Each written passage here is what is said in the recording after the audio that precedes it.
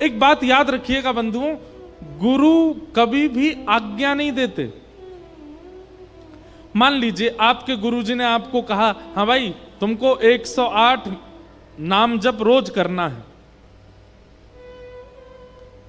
गुरु आज्ञा नहीं देते, गुरु सामर्थ्य देते हैं। यदि आपको बुला करके गुरुजी कह रहे हैं कि ऐसा ऐसा करो, तो ये मत सोचिए उन्होंने आज्ञा दी है, उन्होंने सामर्थ्य दिया आपको, आप करने जाओ, हो जाएगा अपने आप। गुरु की वाणी को आज्ञा मान करके मत जाइए, गुरु की वाणी को तो सामर्थ्य मान के जाओ। भले ही जेब में पैसा नहीं है, भले ही बैंक अकाउंट में कुछ भी नहीं पड़ा, और गुरुजी कह दें हाँ भाई एक काम करो, श्री ठाकुर जी का ऐसा ऐसा मंदिर बनाओ, आपको गुरुजी से फिर किंतु परंतु नहीं कहना है। गुरुजी कैसे होगा, क्या होगा, हम पे तो है नहीं, आप किसको आज्ञा दे रहे हैं, मेरे पास तो कुछ भी नहीं। गुरुजी ने अगर कह दिया ऐसा करो, आप विश्वास मान लो, बोले गुरुदेव कह रहे हैं, इसका मतलब सामर्थ्य भी गुरु ही दे रहे हैं, आप बस करने चलो, अपने आप होगा। कितनी बार देखा गया ऐसा, और कितनी बार नहीं, हर बार जब जब शिष्य ने गुरु की आज्ञा को सामर्थ्य माना, वो शिष्य कभी हारा नहीं। छबीलदास कहते हैं मेरी सामर्थ्य तो इतनी भी नहीं कि मैं बीड़ी भोग बनाऊं, पर आप यदि सामर्थ्य देंगे तो निश्चित हो जाएगा। हितरवंश महाप्रभु ने ऐसे ही बैठे बैठे केवल हाथ फेर दिया, हंस गए थोड़े से।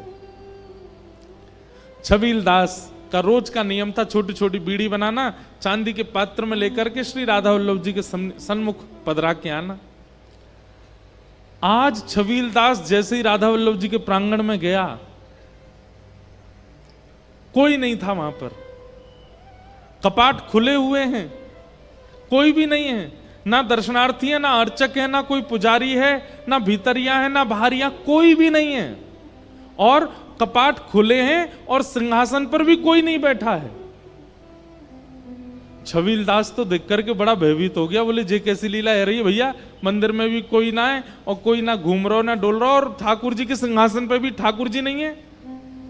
घबरा गया। जैसे उसने चारों ओर देखा, तभी एक नव निकुंज थी, वह निकुंज में से सुंदर पीतांबरी पहने, नील वर्ण श्याम सुंदर, अद्भुत शीश पर मणियों का मुकुट धारण किया है, कटाक्ष नेत्र हैं, मुख में लालिमा है, गोल गोल गाल चमक रहे हैं, और ठाकुर जी त्रिभंग लली श्याम सुंदर मटक मटक के चलते भय आ रहे हैं। और निकुंज में से जैसे ही सन्मुख आए, छबीलदास तो देख करके आंखन की पलक झपकनो भूल गयो, श्वास लेनो भूल गयो, हिलनो डुलनो भूल गयो, वो तो यूं भूल गयो मैं कौन हूं, मेरो नाम का याददाश्त चली गई बाकी। और ठाकुर जी एक वृक्ष से टेक लगा करके टेढ़े खड़े है गए और छबीलदास को देखने लगे, और धीमे से बोले अरे खड़ो ही रहेगो, बीरी बना के लायो है, पवावेगो ना, चल आ जल्दी बीरी पवा दे मोकू। छबीलदास ने कभी विचार किया था कि श्याम सुंदर सन्मुख आए और मेरे हाथ से बीरी पाए। धीरे धीरे चल रहा है, पैर रख कहीं रहा है, जा कहीं रहे हैं, स्थिति तन की उसके वश में नहीं रही। धीमे से ठाकुर जी ने हाथ पकड़ो, कहां को जा रहा हो भैया, मैं यहां खड़ा हूं, इतकू आ। और सामने खड़े करके बोले चल अब बीरी पवा दे मोकू। छबीलदास के हाथ कांप रहे हैं, ठाकुर जी अपने हाथ से पकड़े, बोले घबरावे मत, मैं कोई हवा थोड़ा ही हूं, जय जय हूं मैं, पवा दे। जैसे छबीलदास ने बीड़ी लेकर के ठाकुर जी को पाई, ठाकुर जी ने पूरी नहीं पाई, नेक बीड़ी लेकर के अपने कोमल मोतीन जैसे दांतन से नेक बीड़ी खाए के और अपने हाथ से बची हुई बीड़ी पकड़ के छबीलदास के मुख में डाल दी। और जैसे ही, अब बताओ आगे कहा भय होगो, जैसे ही छबीलदास ने वो बीड़ी पाई, उसी समय देह त्याग दिया और निकुंज में प्रवेश कर गया ठाकुर जी के। ऐसे हमारे श्री ठाकुर जी सेवा भाव। जय श्री कृष्ण, जय। हाँ, हमारे श्री कुंज बिहारी लाल श्री बिहारी जी के सेवायत गोस्वामी जी आए हैं, एक बार जोर से जय जयकार करो। श्री वृंदावन बिहारी लाल की जय। आहा, अब तूने एक भाव से गाई लो। श्यामा प्यारी कुंज बिहारी, जय जय श्री हरिदास दुलारी। श्यामा प्यारी कुंज बिहारी, जय जय श्री हरिदास दुलारी। श्यामा प्यारी कुंज बिहारी, जय जय श्री हरिदास दुलारी। श्यामा प्यारी कुंज बिहारी, करताल बजा के गाओ। जय श्री हरिदास दुलारी।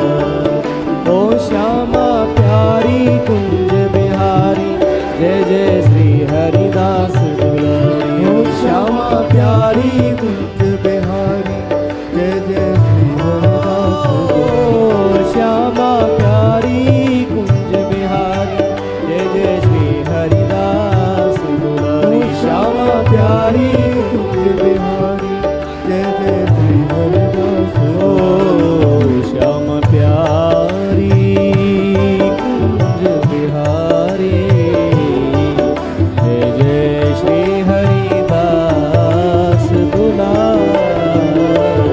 श्यामा प्यारी कुंज बिहारी, जय जय श्री हरिदास दुलारी। ओ श्यामा प्यारी कुंज बिहारी, जय जय श्री हरिदास दुलारी। श्यामा प्यारी कुंज बिहारी,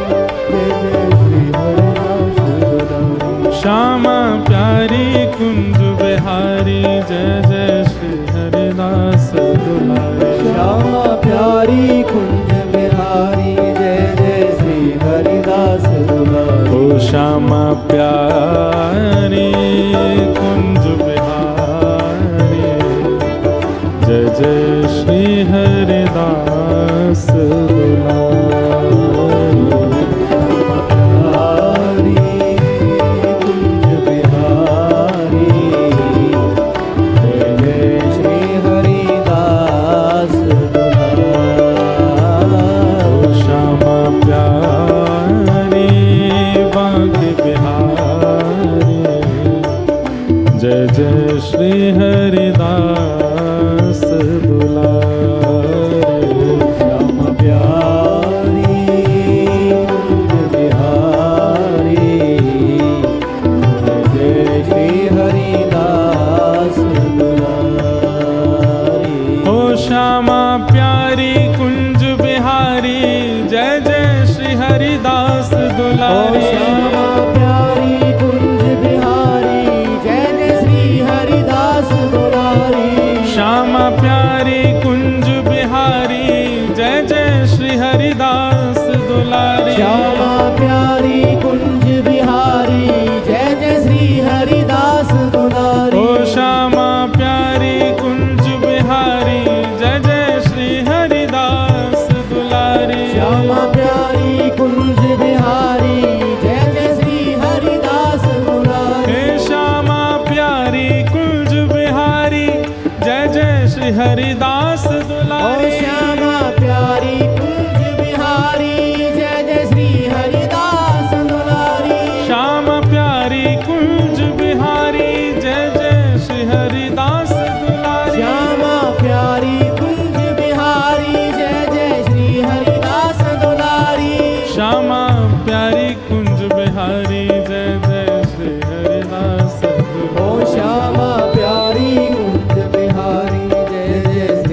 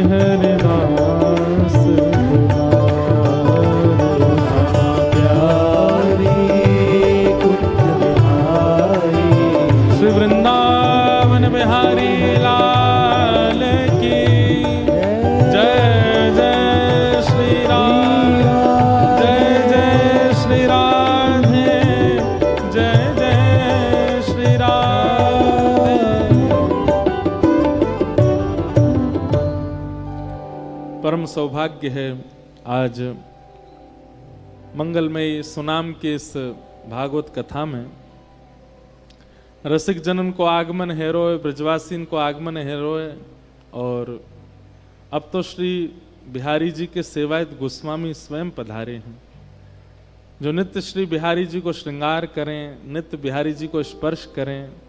हमारे वृंदावन के राजकुमार राजा ही हैं साक्षात श्री ठाकुर जी, और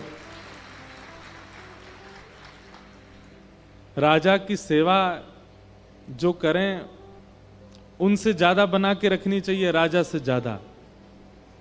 एक बात सदैव याद रखियो, राजा ते आपको प्रेम है लेकिन संग वारिन ते प्रेम नहीं है, तो फिर राजा ते आपको संबंध टूटवे में ज्यादा समय नहीं लगेगा।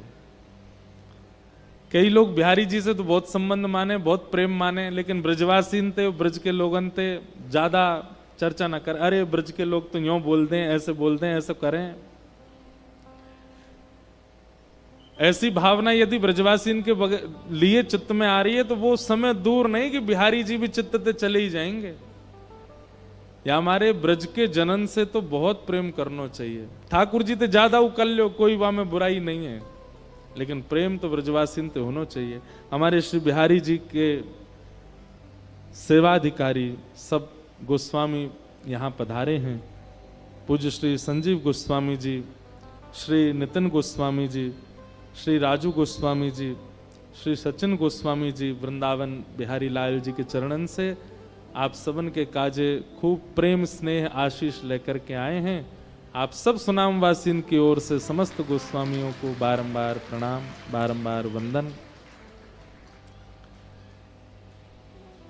वही बात है, इतनों तो हम ब्रज में ना मिल पाए जितनों पंजाब में मिल रहे हैं। आप सब लोगों को खूब स्नेह है। तो मैं निवेदन कर रहे हो कि सेवा में स्थिति कैसी होनी चाहिए। कोई भी सेवा को भाव हो, सेवा के समय चित्त में, बुद्धि में और कोई स्मृति आनी ही नहीं चाहिए। ठाकुर जी को श्रृंगार कर रहे हैं और वह श्रृंगार के समय पर आपको यदि संसारी कार्य याद आ रहे हैं तो आप क्षमा कीजिए, ठाकुर जी को श्रृंगार ने एक देर रोक के पहले काम ही कर आओ अपनो। ठाकुर जी की सेवा के समय कोई और स्थिति चित्त में नहीं होनी चाहिए। छबील दास को केवल बीड़ा की सेवा करवे से ठाकुर जी मिल गए। क्यों? क्योंकि वो बीड़ी बनाते समय एक एक सामग्री भी बीड़ी में पधरावे ना, वह समय भी यही चिंतन करे, ये सामग्री डालूंगो तो श्री ठाकुर जी के मुख में जाएगो, उनको सुगंधी आवेगी। ये सामग्री डालूंगो कहीं याकू डारवे से श्री ठाकुर जी को चबावे में, ठाकुर जी को पावे में कहीं कष्ट नहीं है जाए। छोटी छोटी सामग्री बनाऊंगो, छोटे छोटे बीरा बनाऊंगो ताकि लाल जी को सुख मिले। ऐसी सेवा की भावना चित्त में रखे, वही के कारण श्री ठाकुर जी वाकू मिल गए और नित्य लीला में प्रवेश करवाए।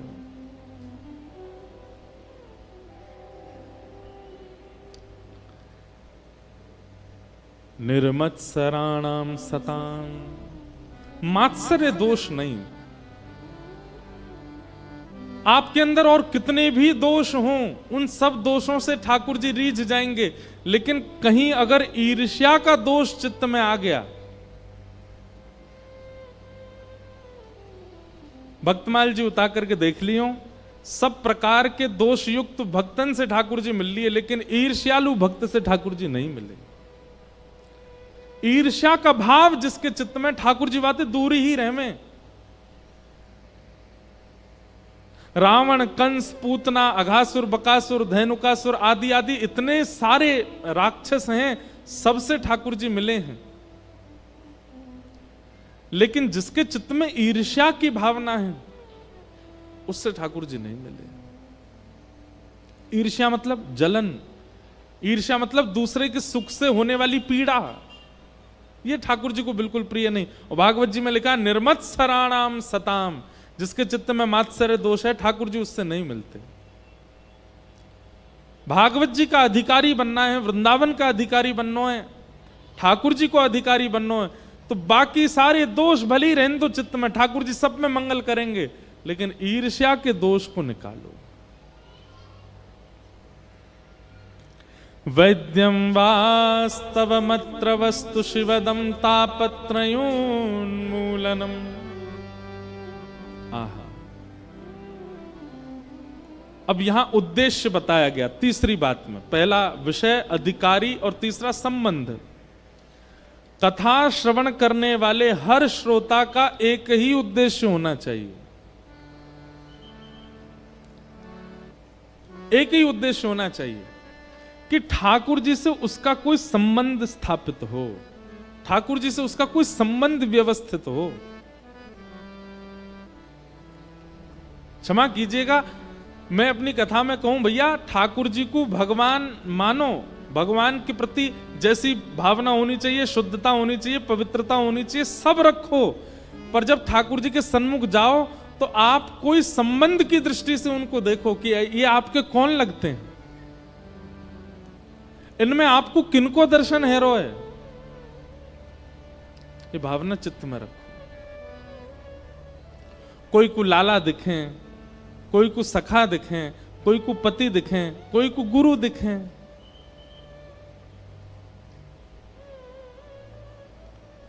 संबंध दिखना चाहिए ठाकुर जी में। बिहारी जी आपके कौन लगते हैं? राधा रमन जी को देख करके आपके चित्त में कौन सी भावना आती है कि ये मेरे कौन है? अगर कोई भावना के बिना केवल आप बिहारी जी हैं, राधा रमन जी हैं, ठाकुर जी हैं, भगवान है, ऐसा मान के दर्शन कराते हैं, कहीं ना कहीं आप चूक रहे हैं। एक संबंध तो स्थापित करो। अच्छा, एक बात और, संबंध स्थापित दोनों तरफ से होता है, एक तरफ से नहीं। आपने ठाकुर जी को कुछ मान लिया, लेकिन ठाकुर जी ने आपको नहीं मानो तो भी काम नहीं बनेगा। आपने अगर ठाकुर जी को कुछ माना है तो ठाकुर जी से कहो, हे ठाकुर जी, हम आपको या रूप में देखें, हम आपको या भाव में देखें, अब आप भी हमें प्रस्तुत करके दिखाओ कि आप भी हमें यही संबंध में स्वीकार कर रहे हो कि नहीं। फिर उसके बाद घटने वाली घटनाएं, उसके बाद होने वाले अनुभवों के द्वारा ठाकुर जी ये अनुभव कराएंगे, अनुभूति कराएंगे कि हां उनने वो संबंध स्वीकार किया कि नहीं। जैसे हम अपनी कुछ बात बता रहे हैं आपको, मंदिर में जाओ, कहीं भी जाओ, दर्शन करवे, जहां आपकी बड़ी निष्ठा वहां जाओ और ठाकुर जी से कहो, हे ठाकुर जी, हमारी आपके प्रति सखा की भावना है, लेकिन आप हमें सखा मानते हैं कि नहीं, इसका ये कैसे पता चलेगी? आज हम दर्शन करवे आ रहे हैं, यदि मंदिर में ऐसा ऐसा कुछ हुआ, पहले ही सोच लो, ऐसा ऐसा कुछ हुआ, हम समझ जाएंगे ठाकुर जी आप भी हमको यही संबंध में स्वीकार कर रहे हो। जैसे विचार कर लो, आज ठाकुर जी की पोशाक कैसी होगी? आज नीली पोशाक हो, अभी दर्शन नहीं किए, पहले ही सोच लो, नीली पोशाक हो, मोतिन की माला हो, ठाकुर जी ने सिर पर सुंदर मोर मुकुट धारण किया हो, पंच मोर पुच्छ के पेच धारण किए हों, कानन में मकराकृत कुंडल हों, आदि आदि ऐसे कुछ विचार करके जाओ।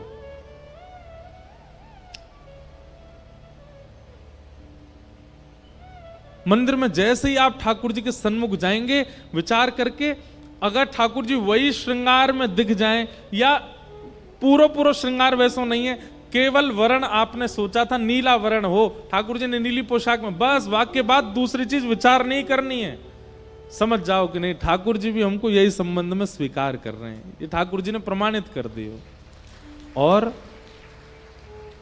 आप सोच के गए ठाकुर जी हम आपको सखा माने, आपने बताए दो आप हमें मानो कि नहीं, आज आपकी पोशाक नीली होगी, और भीतर गए ठाकुर जी पीली पोशाक में होंगे, तो मानो ठाकुर जी मना ही कर रहे हैं, बोले ना है तू सखा बनावे लायक ना है बेटा, कछु और बन, कछु और विचार करके आइयो। उसके बाद फिर कथाएं श्रवण करो, गुरुजनों को प्रणाम करो, खूब नाम जप करो, विचार करो, ठाकुर जी तो सखा हमको बना नहीं रहे। तो इसमें दो कारण है, या तो संबंध फिर कोई और मानो, ठाकुर जी आपके प्रति कोई और भाव रख के बैठे, या फिर सखा बनने की क्वालिटीज क्या क्या होनी चाहिए, गुरुजनों से पूछो कि ठाकुर जी के सखा बनने लायक हम है जाएं, वाके लिए हम कहा करें। और वैसो वैसो नियम करनो प्रारंभ करो, और कछु दिना बाद, महीना 2 महीना 3 महीना बाद फिर से ठाकुर जी से पूछो, ठाकुर जी अब सखा मानो कि नहीं। फिर से जाओ, फिर से देखो, फिर कोई मैचिंग नहीं बैठे, फिर प्रयास करो। या तो प्रयास करो या फिर संबंध परिवर्तित करो। ठाकुर जी आपको कुछ और मान बैठे। मीराबाई का भाव ठाकुर जी के पति का ही है, और ठाकुर जी उसी भाव में दिखते हैं।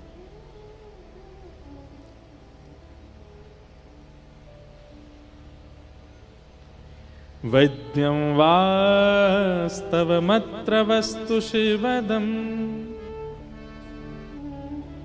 ठाकुर जी के प्रति संबंध। अच्छा, अब बात ये तो है कि ठाकुर जी से आपने पूछा कि वो आपको सखा मानते हैं कि नहीं, या आपके संबंध को उन्होंने स्वीकार किया कि नहीं। लेकिन यदि आपका संबंध अस्वीकार कर दिया ठाकुर जी ने अपने श्रृंगार के द्वारा, या जो आप सोच के गए वैसा नहीं हुआ, तो इसका मतलब ठाकुर जी मना कर रहे हैं। तो फिर उसके लिए सबसे श्रेष्ठ क्या है? भागवत जी इसी उद्देश्य से सुनो। उद्देश्य क्या है? वो ठाकुर जी हमको सखा बनाने हैं अपने, और वही भाव से कथा सुन रहे हैं, वही संकल्प लेकर के कथा सुन रहे हैं कि ठाकुर जी हमारे सखा बन जाएं। नित्य कथा सुनो। वैद्यम वा, भागवत जी का तीसरा कारण ही यही है, विषय, अधिकारी, और तीसरा है संबंध। ठाकुर जी अपने से लगने लग जाएं।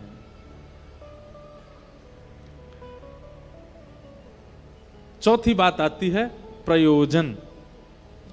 भागवत कथा का प्रयोजन क्या है? तो कहते हैं तापत्रयोन्मूलनम। 3 प्रकार के ताप यानी दुख हैं हम सबके जीवन में, आदि दैविक, आध्यात्मिक और आदि भौतिक। कथा सुनने वाला, कथा करने वाला, कथा में ही निरंतर रहने वाला, निरंतर सत्संग की बुद्धि में रहने वाले व्यक्ति को संसारी आपत्ति, विपत्ति, तापों से ज्यादा फर्क नहीं पड़ता। कथा सुनने वाले, कहने वाले के चित्त में ताप नहीं आते, जीवन में ताप नहीं आते, ऐसा बिल्कुल भी नहीं है, निश्चित आते हैं। लेकिन जिस ताप का असर संसार पर इतना भयंकर होता है, सत्संगी पर उतना ज्यादा नहीं होता।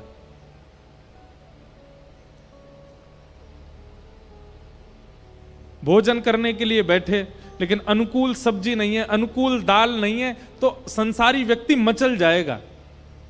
लेकिन सत्संगी व्यक्ति अगर भोजन करने बैठे और उसको अनुकूल भोजन ना मिले, उसकी स्थिति ऐसी है, अब ठीक है, पेट ही तो भरना है, बस प्रसाद पा करके थोड़ा निवृत्ति तो होना, पा लो, अब जैसा भी है पाओ। मतलब वो स्थितियों से विचलित नहीं होता। सत्संगी व्यक्ति का ये प्रमाण है। गैर सत्संगी व्यक्ति किसी सभा में पहुंच जाए और वहां उसका सम्मान ना किया जाए, आदर ना किया जाए, तो वो मचल जाएगा। अरे हमको बुला लिया, हमसे पूछी तक नहीं, हमको बैठवे तक की नहीं कही, पानी तक नहीं पूछा किसी ने। लेकिन सत्संगी व्यक्ति, यदि भरी सभा में उसका सम्मान होता है तो उसको पीड़ा होती है, अरे भाई काय को इतना कर रहे हो, हम इतने योग्य तो है नहीं, नीचे ही बैठ जाएंगे, हम तो यहीं कर लो, हमें इतना ज्यादा कुछ नहीं। उसके व्यवहार में ये सब दिखने लगेगा। और कोई उसका अपमान कर दे तो उसको पता भी नहीं चलेगा।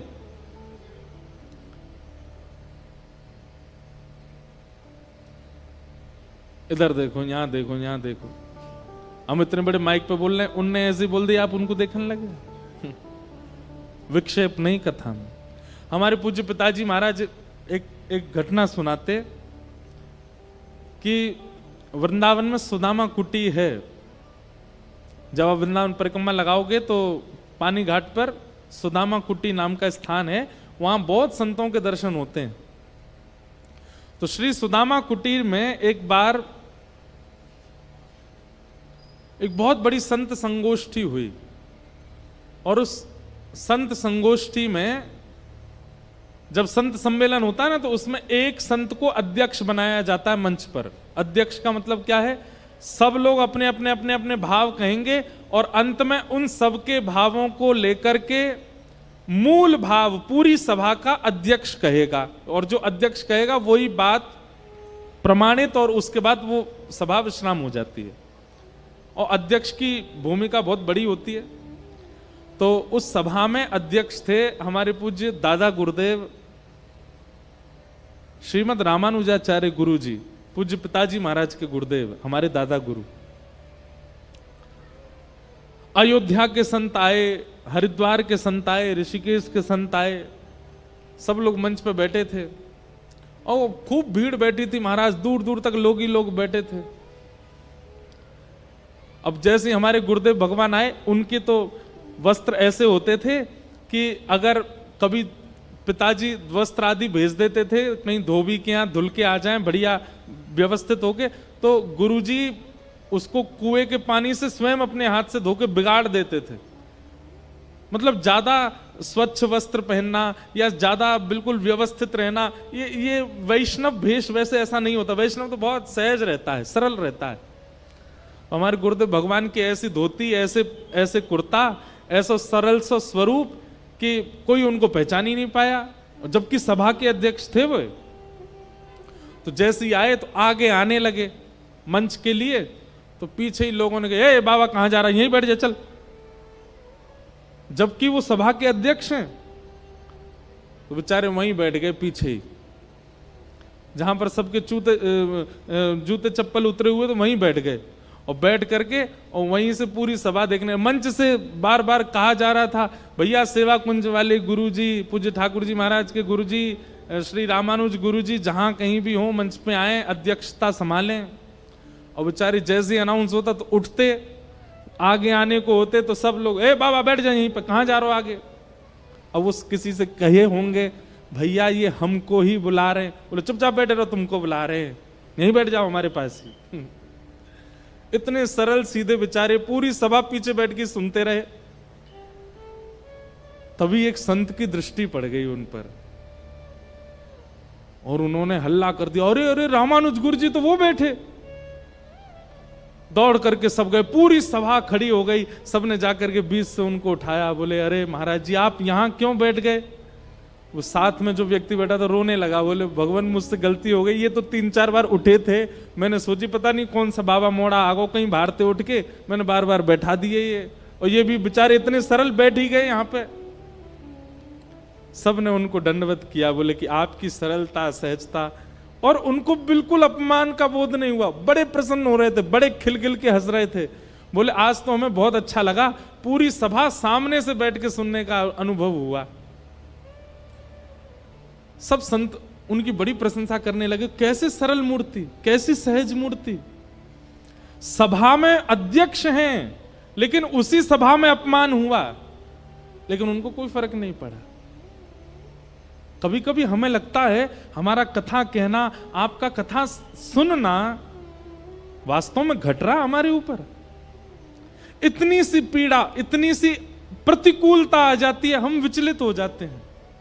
इतनी सी प्रतिकूलता आ जाती है, हम लोग दुनिया अधर कर देते हैं और हम कहते हैं कि हम कथा सुनते हैं, हम कथा करते हैं। वास्तव में हमारा सत्संगी होना, वैष्णव होना इस बात से प्रमाणित होता है कि प्रतिकूल अवस्था में हमारा रिएक्शन कैसा है।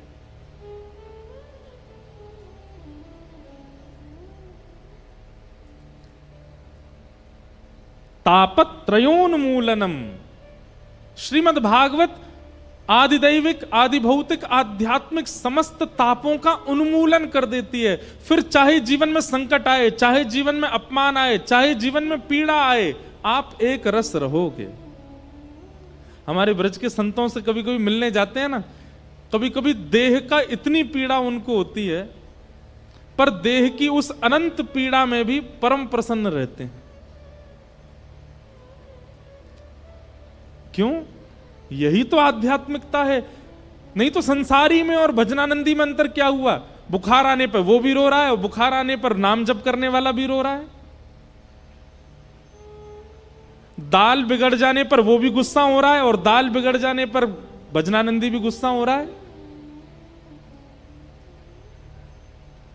जीवन में आए मानसिक तनाव पर डिप्रेशन में जाता है संसारी व्यक्ति, और उसी डिप्रेशन में चला गया नाम जापक, तो फिर मीराबाई की तो क्या स्थिति होती। मीराबाई जैसा जीवन आज का कोई बालक जी दे, डिप्रेशन में, एंजाइटी में जाकर के प्राण त्याग देगा आपने। लेकिन मीराबाई प्रसन्न मुद्रा में केवल नाचती रहती हैं, आनंद में रहती हैं, कोई पीड़ा नहीं होती उनको।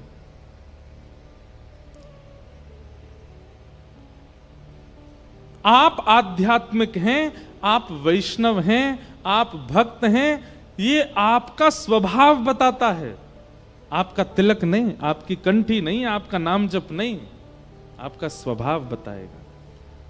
परिस्थिति आने पर आपका व्यवहार बताता है कि आप वैष्णव हो कि नहीं हो। तापत्रयोन्मूलनम। मीराबाई से मुझे ये पद बहुत अच्छा लगता है उनका। उनके सब सेवक गण कहते थे, ए बाई साहब तुम नाम जप क्यों करती हो, तुम नृत्य क्यों करती हो, तुम ठाकुर जी की सेवा क्यों करती हो, और करना भी है तो एकांत में करो। अब तुम नाम जप करती हो तो ऐसा करताल बजाती हो कि पूरे मेवाड़ में गूंजती है आवाज, राणा को पता चलता है तो वो फिर आपके ऊपर संकट भेजता है। मत किया करो, और करना भी है तो धीमे धीमे कर लिया करो। उसको क्यों इतना आपका स्वर सुनकर के वो और ज्यादा विचलित होता है। मीराबाई कहती है, मैं तो गोविंद रा गुण गासूं, राणा जी रूठे तो मने खाए करसूं। मैं तो गोविंद रा गुण गासूं, राणा जी रूठे तो मने खाए करसूं। मैं तो गोविंद रा गुण गासूं, राणा जी रूठे तो मने खाए करसूं। मैं तो गोविंद रा गुण गासूं, राणा जी रूठे तो मने खाए करसूं। ओ मैं तो गोविंद रा गुण गासूं, राणा जी रूठे तो मने खाए करसी। मैं तो गोविंद रा गुण गासूं, राणा जी रूठे तो मने खाए करसी। हे राणा जी रूठे तो मने खाए करसी, राणा जी रूठे तो मने खाए करसी। ओ तो मने खाए करसी, राणा जी रूठे तो मने खाए करसूं। मैं तो गोविंद रा गुण गासूं, राणा जी रूठे तो मने खाए करसी। मैं तो गोविंद रा गुण गासूं, राणा जी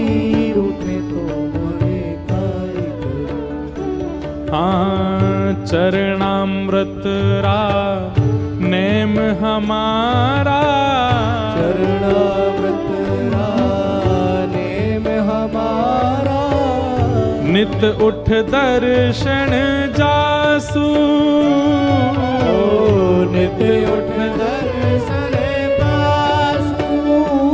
हाँ हरि मंदिर मां निरत करास्या, हरि मंदिर मां निरत करासा।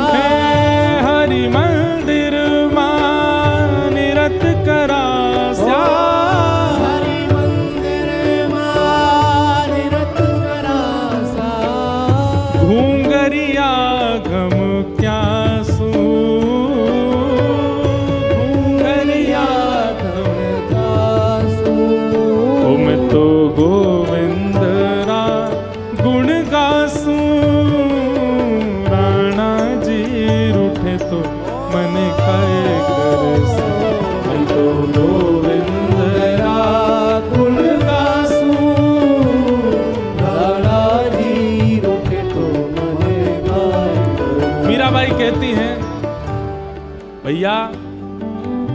जी अगर रूठ गए तो ज्यादा से ज्यादा क्या करेंगे, नगर से निकाल देंगे। लेकिन गोविंद यदि रूठ गए तो तीनों लोकों से निकाल भी देंगे, तो जाऊंगी कहां मैं? ये तीन लोक ही तो हैं। ये नेक्से से देश का राजा रूठे उससे मुझे पीड़ा नहीं है, जगत नियंता नहीं रूठना चाहिए, बस मेरी यही भावना है। और तो रूठे भले रूठे पर तुम जन रूठो मालाधारी, हे मालाधारी आप मत रूठो। और इसी भाव से मीराबाई गा रही हैं, मैं तो गोविंद रा गुण गासूं, राणा जी रूठे तो मन काय करसू। मैं तो गोविंद रा गुण गासूं, राणा जी रूठे तो मने काय करसू। ओ राम नाम रा झाज चलास्या, राम नाम रा झाज चलास्या, राम नाम रा झाज चलास्या, राम नाम रा झाज चलास्या। भव सागर तर जासू, भव सागर तर जासू। हे मीरा के प्रभु गिरधर नागर, मीरा के प्रभु गिरधर नागर, हे मीरा के प्रभु गिरधर नागर, मीरा के प्रभु गिरधर नागर। निरख परख गुण गासू, निरख परख गुण गासू, निरख परख गुण गासू। निरख परख गुण गासू। मैं तो गोविंद रा गुण गासू, राणा जी रूठे तो मने मैं तो गोविंद रा गुण गासू, राणा जी रूठे तो मने काय करूं। हे मैं तो माधव रा गुण गासू, राणा जी रूठे तो मन काय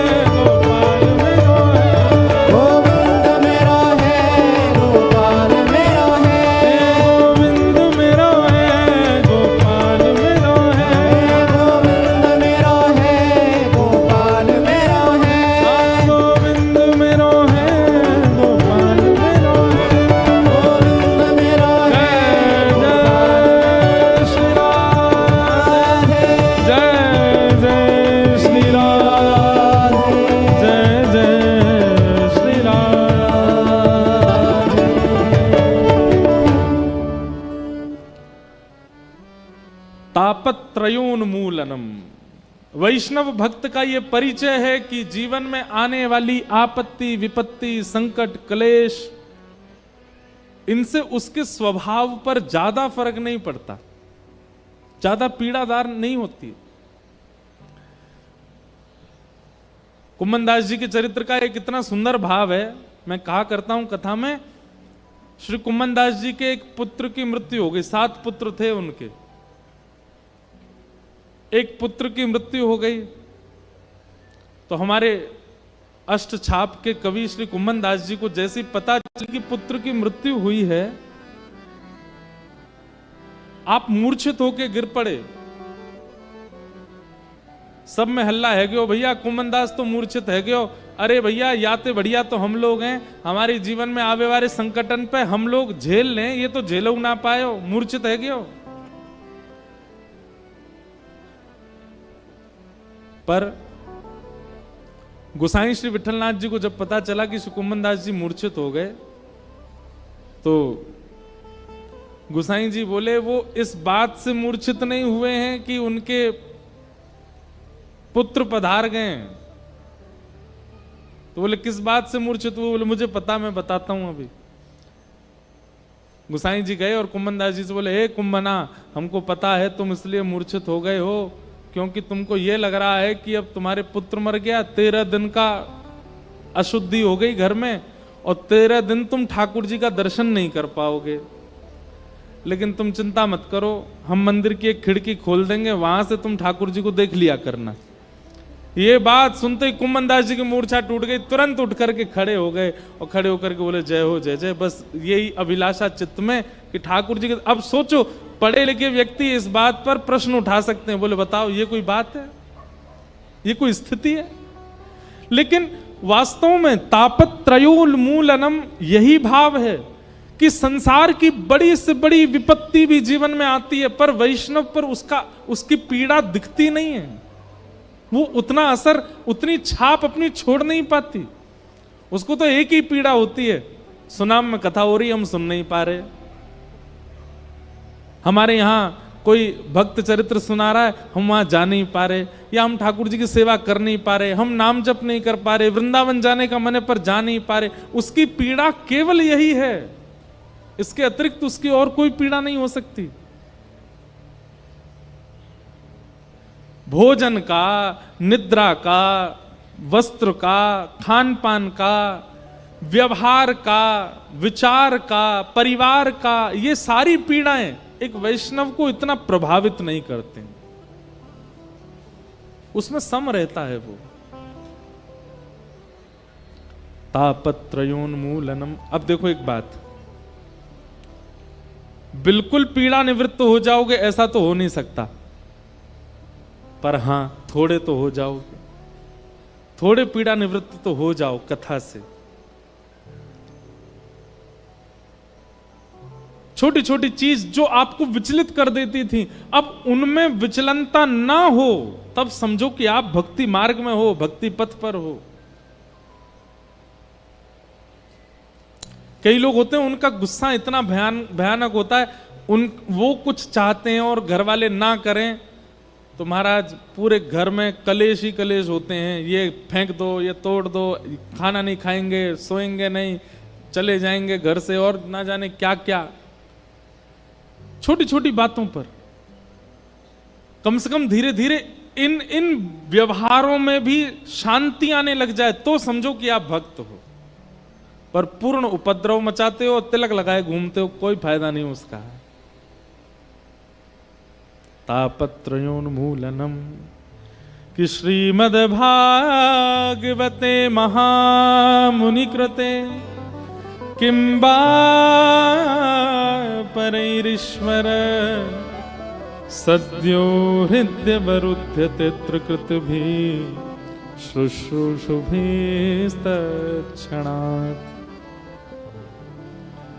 श्रीमद्भागवते महामुनिकृते किंबा परैरीश्वर सद्यो हृदय वरुध्यते त्रिकृतभिः शुश्रूषुभिस्तत्क्षणात्।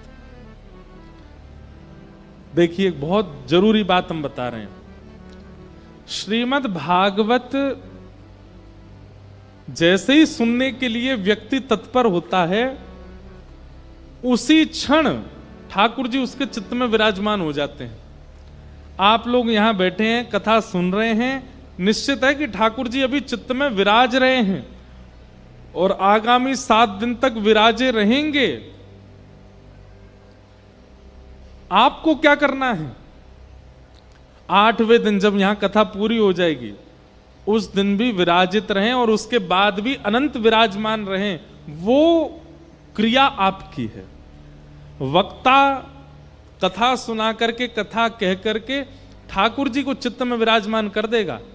और यहां तो कह रहे हैं कि वक्ता से ना भी सुनी हो, केवल आपने प्रचार देख लिया हो कि कथा होने वाली है, तो मन बना लिया हो कि हम कथा जाके सुनेंगे, सुनने की इच्छा मात्र से हरिश चित्तम समाचरित, कथा सुनने की इच्छा प्रकट होते ही ठाकुर जी चित्त में आ जाते हैं। लेकिन ताली तो हम बजाएंगे जब 7 दिन बाद ठाकुर जी चित्त में रहेंगे या नहीं रहेंगे, वो जान करके। ये 7 दिन तो ठाकुर जी हैं चित्त में, पर 8वें दिन से भी वैसे ही है गए जैसे पहले हते, कोई फायदा नहीं। फिर बीज तो बूब गया, जल तो पड़ गया, प्रकाश सूर्य का तो आ गया, लेकिन वो पौधे से वृक्ष बने, ये जिम्मेवारी उसकी रखवाली करने की होती है। आपके चित्त में भक्ति का बीज तो बूब गया है, कथा का प्रकाश तो पड़ गया है, वाणी के द्वारा, कीर्तन के द्वारा जल भी सिंचित हो गया है, लेकिन अब वह धीरे धीरे धीरे धीरे पुष्पित हो, पल्लवित हो, वृहद हो, इसकी जिम्मेवारी आपकी है। मीराबाई का वृक्ष वृहद हुआ, गोस्वामी तुलसीदास जी का वृक्ष अति वृहद हुआ। और देखिए वृक्ष से क्या मिलता है? पुष्प मिलता है, फल मिलता है और वायु मिलती है, और सबसे बड़ी बात छांव मिलती है। भक्ति कब मानिए कि आपकी लागू हो चुकी है? जब आपकी भक्ति से पुष्प यानी कि सुगंध और सुंदरता प्रकट होती हो आपकी भक्ति से। जितने भी भक्त चरित्र हैं, सबकी भक्ति से सुगंधी भी आती है और सुंदरता का भी अनुभव होता है। दूसरा, वृक्ष से फल प्राप्त होता है। फल का कार्य क्या है? रस देना और क्षुधा निवृत्त करना। क्षुधा मतलब भूख को निवृत्त करना। भक्ति कैसी होनी चाहिए? जो संपर्क में आवे उसको रस भी मिले और उसकी जो भूख है, भले ही वो ज्ञान की हो, प्रेम की हो, जिज्ञासाओं की हो, वो सारी भूख निवृत्त हो रही हो उसकी। भूखा व्यक्ति जो होता है ना, बोलता ही रहता है, बोलता ही रहता है, लेकिन जैसे पेट भर जाता है ना, व्यक्ति को थोड़ी देर के लिए शांति हो जाती है। मतलब आपके संपर्क में आने वाला व्यक्ति आया तो था भूखा, लेकिन आपके संपर्क में आके आपकी भक्ति से यह प्रभाव पड़ा, अब शांत हो गया, अब स्थिर हो गया। तो वृक्ष पुष्प देता है, आपकी भक्ति रूपी वृक्ष से पुष्प प्रकट होना चाहिए। पुष्प में सुगंधी होती है और पुष्प में सुंदरता होती है। दूसरी बात, वृक्ष फल देता है, आपके भक्ति रूपी वृक्ष से फल उत्पन्न होना चाहिए जिसमें रस हो और दूसरे की भूख निवृत्त करने की सामर्थ्य हो। और तीसरा, वृक्ष छांव देता है।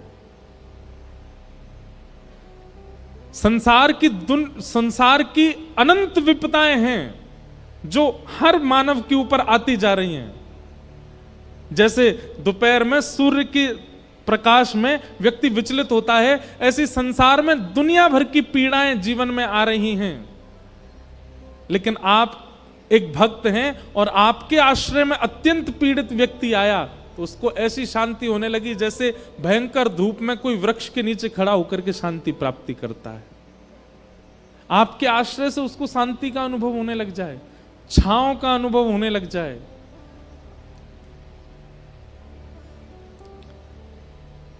हम तो कथा में कहते हैं कि भक्ति का पैरामीटर नापते रहा करो कि लग भी रही है कि नहीं, हो भी रही है कि नहीं, कि बस ऐसे ही हम लोग करे जा रहे हैं कुछ भी।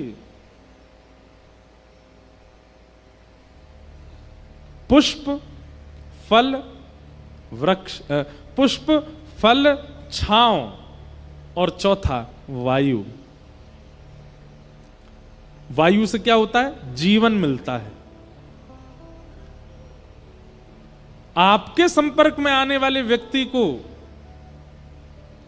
हमारे तो जीवन केवल राधा रमण है, हमारे जीवन तो बिहारी जी हैं, हमारे जीवन तो श्री राधा माधव हैं, उसको भी जीवन की प्राप्ति हो, मतलब उसको भी बिहारी जी से प्रेम होने लग जाए, तो समझो कि आपकी भक्ति में सामर्थ्य है। आपकी भक्ति ना पुष्प देती है, ना फल देती है, ना छांव देती है और ना वायु देती है, तो फिर ऐसे ही कर रहे हो, फिर कुछ कोई उसका लाभ नहीं है। तो श्रीमद् भागवते महामुनि कृते किंबा परैरीश्वर सद्यो हृदय वरुध्यते त्रिकृत भी शुश्रूषु विस्तक्षणात्। इस समय ठाकुर जी सबके चित्त में बैठे हैं, पर 8वें दिन भी बैठे होने चाहिए, यह जिम्मेवारी आपकी है। और इस जिम्मेवारी का निर्वहन करने के लिए सारे उपाय यहां बताए जाते हैं। भक्ति तो आई है जीवन में, अब वो निभानी कैसे है, वो सब बताया जाता है कथा में। ऐसी श्रीमद् भागवत की कथा जिसके श्रवण की इच्छा मात्र से हरि चित्त में आ जाते हैं। श्रीमद् भागवत जी का तृतीय मंगलाचरण, ये 2 मंगलाचरण हो गए, अब तीसरा। निगम कल्प तरोर गलितम फलम सुख मुखाद्रमित द्रव संयुतम पिबत भागवतम रसमालयम मुहुर्हो रसिका भुवि भावुका। भागवत जी का अंतिम तीसरा मंगलाचरण, बहुत ध्यान से सुनिएगा। वैसे ये मंगलाचरण में व्यासों को संकेत किया जा रहा है, दूसरे मंगलाचरण में श्रोताओं को संकेत था, और तीसरे मंगलाचरण में व्यास जो मंच पर बैठे उनको संकेत किया गया। क्या? निगम कल्प तरोर गलितम फलम। श्रीमद् भागवत क्या है? ऋग्वेद, यजुर्वेद, सामवेद, अथर्ववेद, इन चारों वेदों के समूह को कहते हैं निगम। क्या कहते हैं? जैसे कहते हैं आगम, निगम, पुराण, बखाना। निगम का मतलब क्या होता है? चारों वेदों के समूह को, चारों वेदों को एक साथ यदि बोलना हो तो निगम कह देते हैं। निगम मतलब चारों वेद। तो निगम रूपी कल्प वृक्ष का, निगम वेद रूपी कल्प वृक्ष का पका हुआ फल है श्रीमद् भागवत। एक बात पता है, वृक्ष की पूरी सामर्थ, वृक्ष की पूरी योग्यता और वृक्ष का पूरा रस होता है फल में। आपको अगर आम खाना है तो आम का पेड़ नहीं खा सकते आप अगर आम की छाल, पेड़ की छाल निकाल करके सोचो कि भाई आम इतना मीठा होता है, हापुस आम, लंगड़ा आम, आदि आदि आम, तो छाल में भी तो मिठास होगी, इन्हीं से तो मीठा होता है। उसको खाने का प्रयास करोगे तो पूरे मुंह में कड़वाहट हो जाएगी, वो रसीला नहीं होता। कई लोग कहते हैं कि महाराज जी कथा भागवत की क्यों होती, वेदों की क्यों नहीं होती? जब हम हिंदुओं का मुख्य वेद हैं तो ऋग्वेद की कथा होनी चाहिए, यजुर्वेद की कथा होनी चाहिए। वेद की कथा नहीं हो सकती, क्योंकि वेद नियमित हैं, वेद सुरक्षित हैं, और वेद कहीं ना कहीं सबके समझने में प्रतिबंधित हैं। इसलिए वेदों का ही रस स्वरूप प्रकट किया वेदव्यास जी ने श्रीमद् भागवत। जैसे वृक्ष को आप नहीं खा सकते, लेकिन उसमें उत्पन्न फल को खाने से वृक्ष की योग्यता पता चलती है। तो भागवत क्या है? निगम कल्प तरोर गलितम फलम, वेद रूपी कल्प वृक्ष का फल है श्रीमद् भागवत। अगर आप भागवत की कथा सुन रहे हैं तो इसका मतलब ऋग्वेद, यजुर्वेद, साम, अथर्व सारे वेदों का एक साथ समाविष्ट आपके चित्त में हो रहा है। ध्यान से सुनिएगा। निगम कल्प तरोर गलितम फलम, भागवत जी को फल कह दिया यहां पर। तो एक बात तो अभी इसी वक्त यहां पर स्पष्ट हो जाती है कि इस पंडाल में कोई भी फल की याचना से नहीं बैठ सकता। मुझे पुत्र चाहिए, मुझे पुत्री चाहिए, मुझे व्यापार चाहिए, या मेरा घरबार अच्छा हो जाए, या ये हो जाए, पल्ली गली वाली तो मेरो ब्याह है जाए, पल्ले गली वाले तो मेरो ब्याह है जाए, ऐसी ऐसी कामनाएं लेकर के युवा आते हैं कथाओं में। क्या बताएं क्या क्या मांगते हैं? महाराज जी ऐसा कोई मंत्र बताइए। मैंने कैसा? बस जिसको हम चाह रहे हैं वो हमें मिल जाए।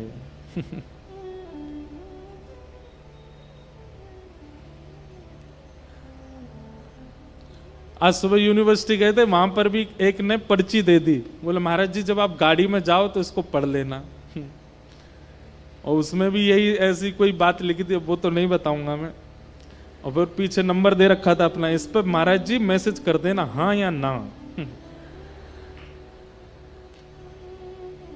ये कामना रूपी जो फल आपके चित्त में प्रकट होता है ना,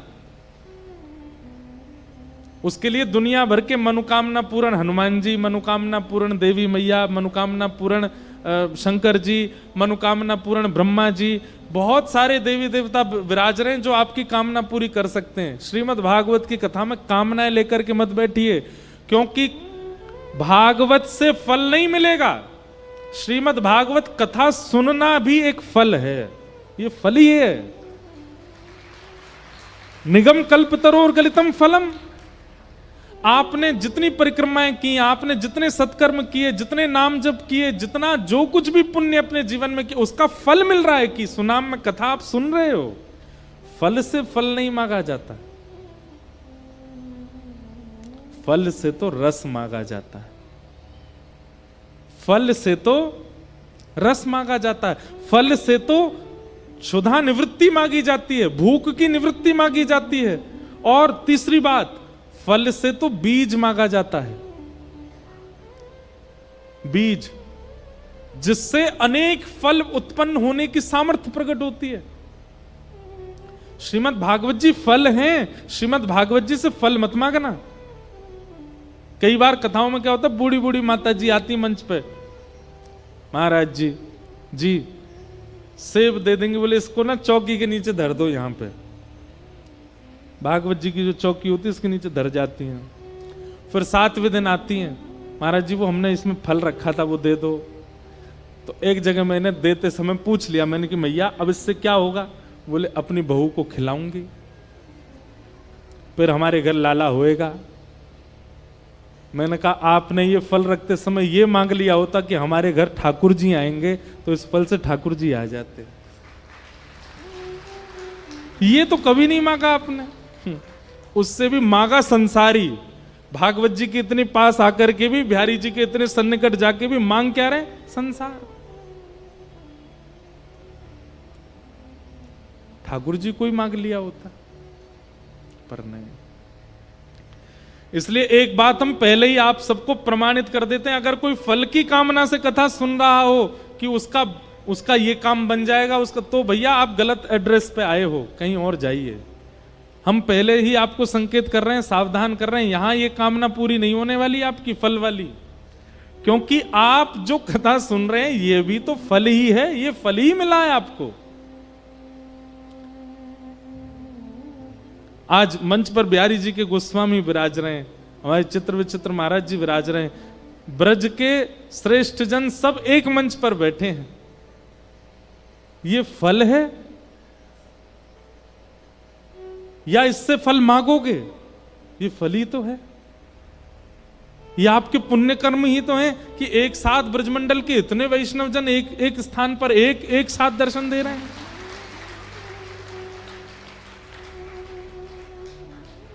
आप सब श्रोता तो आगे बैठ गए हो, बिहारी जी सबसे पीछे बैठ के कथा सुन रहे हैं।